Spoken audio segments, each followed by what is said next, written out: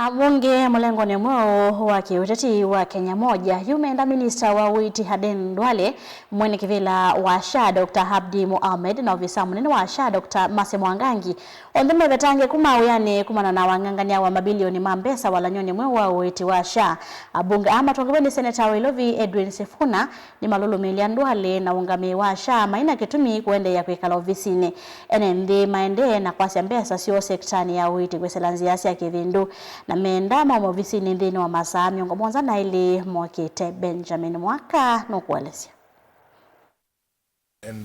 Atongoi amwavulini uomo wa Kenya Moja menda minista wa uiiti Aden Duale, mwene kivila wa SHA Dr. Abdi Mohammed na ovisa munene wa SHA Dr. Mwangangi onthe mevetange ovisini kwa kumakona na wanganganya na ulusani wilo viasia mwenende walanyoni uomo wa uiiti wa SHA.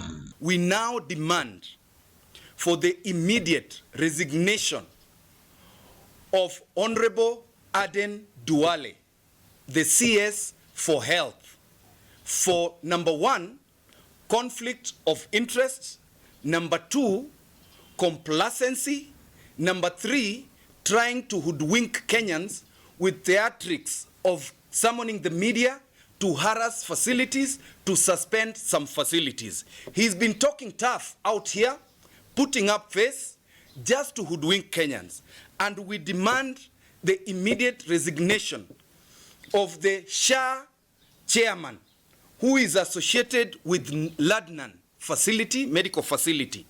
We also demand for the resignation of the CEO, SHA, who is facilitating this theft.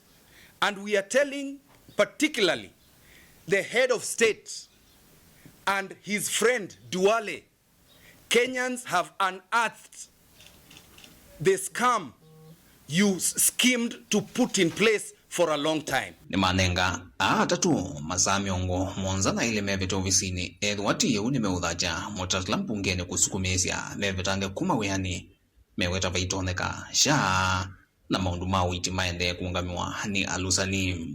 We are on recess and this is a process. It is one of the things we are looking at. It is one of the avenues we are looking at if in the next 48 to 72 hours Honorable Duale does not resign. And remember, the Gen Zs have also called for demonstrations in line with this.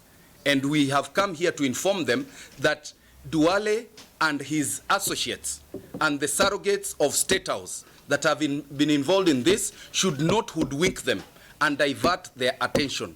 The chief architects of this scheme are Honorable Duale and the people in State House.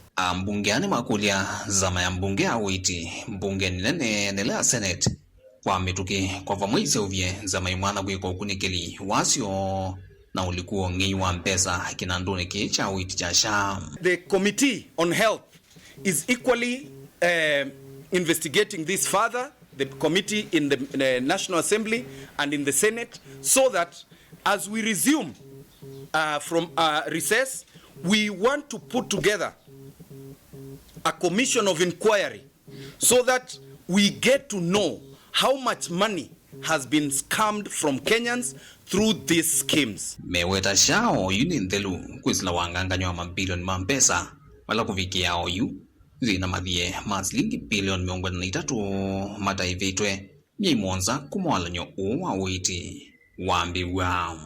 SHA is not a reform. SHA is a grand calculated scam.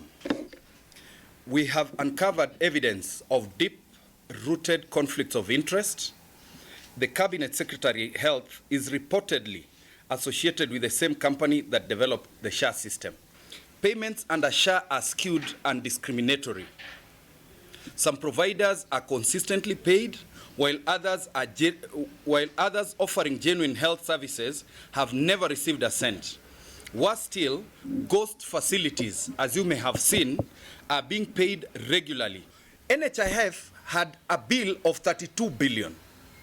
In just 10 months, SHA has already accumulated 43 billion.